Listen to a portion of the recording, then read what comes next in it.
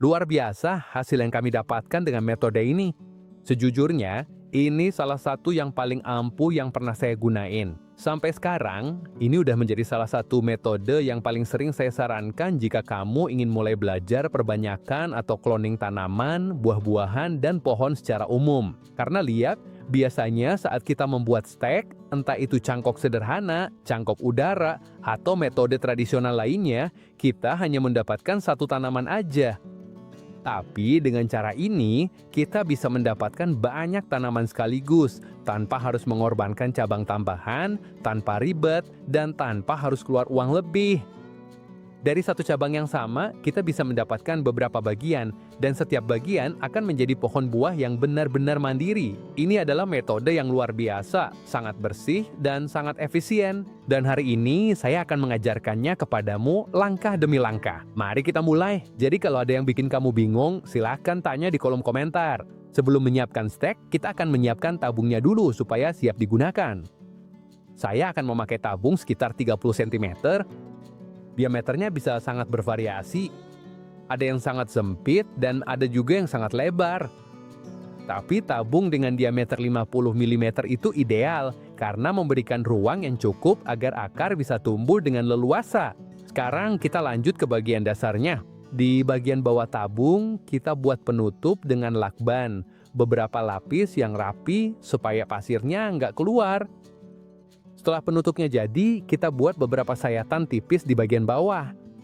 Bukan lubang besar, tapi sayatan yang sangat tipis, hampir tidak terlihat. Dari situ, kelebihan kelembapan yang tidak kita inginkan untuk metode ini akan keluar. Dengan ini, tabungnya udah benar-benar siap.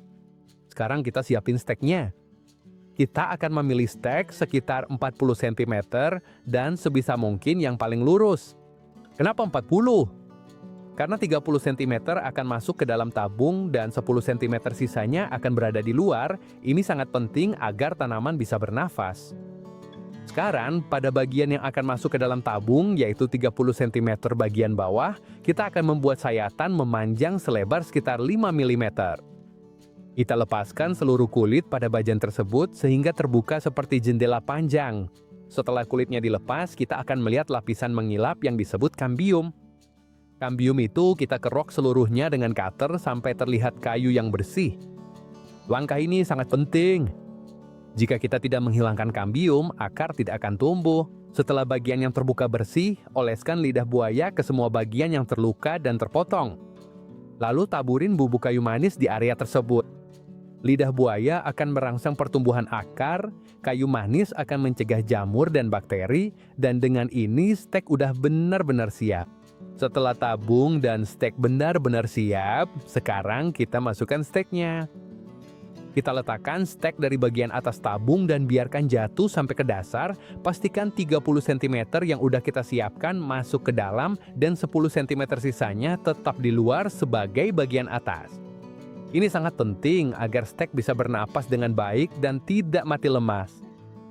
Setelah stek udah benar-benar terpasang dan berada di tengah tabung, kita mulai menambahkan pasir yang udah dicuci.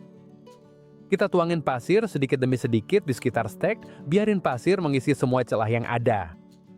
Gak perlu ditekan atau dipadatin, cukup biarkan pasir jatuh secara alami sampai menutupi 30 cm bagian bawah stek. Sangat penting, jangan isi tabung sampai penuh. Disaranin untuk menyisakan beberapa sentimeter tanpa pasir di bagian atas tabung. Ruang kosong itu sangat penting untuk memudahkan penyiraman, karena kalau kita isi sampai penuh, nanti airnya akan meluap dan pasirnya bisa keluar. Setelah tabung udah terisi, kita siapin air untuk menyiram. Caranya sangat mudah. Ambil 1 liter air, tambahin 1 sendok teh air oksigen, hidrogen peroksida, yang biasa ada di kotak P3K, lalu aduk sedikit supaya tercampur. Dengan air ini, kita akan menyiram perlahan-lahan dengan tenang. Tuangkan air melalui ruang kosong di bagian atas yang tadi kita sisakan. Pasir akan menyerap air secara bertahap. Kita lanjutkan menyiram sedikit demi sedikit sampai kita melihat ada sedikit air yang mulai keluar dari lubang drainase yang kita buat di bagian bawah pipa. Itu adalah indikator sempurna bahwa kelembapan di dalam pipa udah ideal. Begitu kita melihat air keluar dari drainase, tidak perlu lagi menyiram. Terakhir, letakkan pipa secara vertikal, sandarkan di tempat yang aman agar tidak jatuh. Sangat penting untuk meletakkannya di tempat yang teduh atau terkena cahaya tidak langsung. Jangan pernah di bawah sinar matahari langsung, agar stek tidak kehilangan air dan akar bisa tumbuh dengan baik. Dan sekarang ada langkah yang sangat penting untuk memastikan keberhasilan. Sangat disarankan untuk menggunakan mikrofilm atau plastik transparan untuk membungkus bagian atas stek, yaitu bagian yang berada di atas tanah. Ini menciptakan efek rumah kaca mini yang menjaga kelembapan, mengurangi stres air, dan sangat membantu agar stek bisa berakar dengan baik. Setelah bagian atas stek sudah tertutup dengan mikrofilm, plastik transparan, atau kantong plastik yang diikat, kita akan melakukan langkah penting untuk menjamin keberhasilan metode ini, menggunakan pencegah jamur alami berbahan dasar kayu manis. Untuk menyiapkannya, kita ambil 1 liter air dan tambahin sejumput kayu manis. Aduk hingga benar-benar tercampur, lalu saring menggunakan filter kopi, kain lap, atau kain tipis agar tidak ada sisa yang bisa menyumbat alat semprot. Setelah benar-benar tersaring, tuangkan ke dalam alat semprot dan gunakan alat semprot itu untuk menyemprotkan ke seluruh bagian atas stek, bagian atas tabung, dan semua permukaan yang terbuka. Lakukan ini tepat setelah memasang kantong plastik atau mikrofilm untuk pertama kalinya. Tapi perhatiin hal ini karena sangat penting. Seminggu sekali, kita akan membuka kantong plastik atau melepas mikrofilm, lalu semprotkan kembali seluruh bagian atas stek dengan fungisida alami ini, dan setelah itu tutup kembali. Langkah mingguan ini sangat penting untuk mencegah munculnya jamur, karena di dalam mini greenhouse kelembapannya tetap sangat tinggi.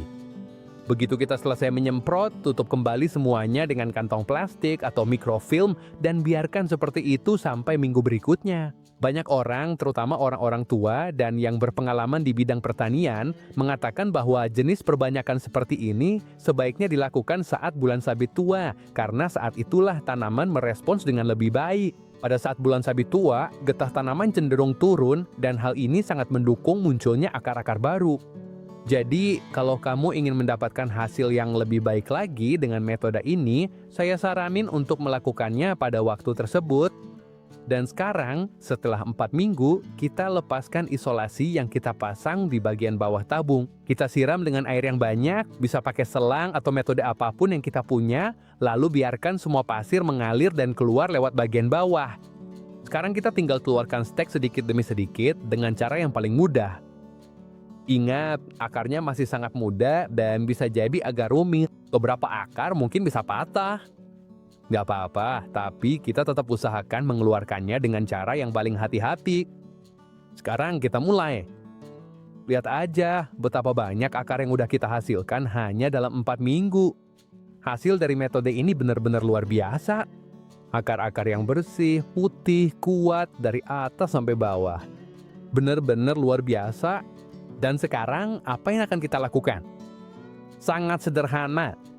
Sekarang kita akan membagi stek ini menjadi beberapa bagian, agar setiap bagian punya akar dan otomatis bisa menjadi pohon yang mandiri. Dalam kasus ini, beberapa pohon ara baru, tapi metode ini juga berlaku untuk jeruk, delima, zaitun, tanaman aromatik, hampir semua tanaman buah atau tanaman berkayu yang ingin kamu perbanyak. Inilah kekuatan sejati dari metode Turki. Dari satu cabang aja, kamu bisa melipat gandakan produksi secara luar biasa dalam waktu yang sama. Dan kalau kamu suka atau merasa terbantu dengan metode ini, aku sangat berterima kasih kalau kamu mau like videonya dan membagikannya ke seseorang yang juga suka tanaman. Dan kalau kamu ingin terus belajar metode-metode sederhana dan efektif untuk memperbanyak tanaman buah, aku undang kamu untuk subscribe ke channel ini. Terima kasih sudah nonton. Peluk hangat dan sampai jumpa di video berikutnya.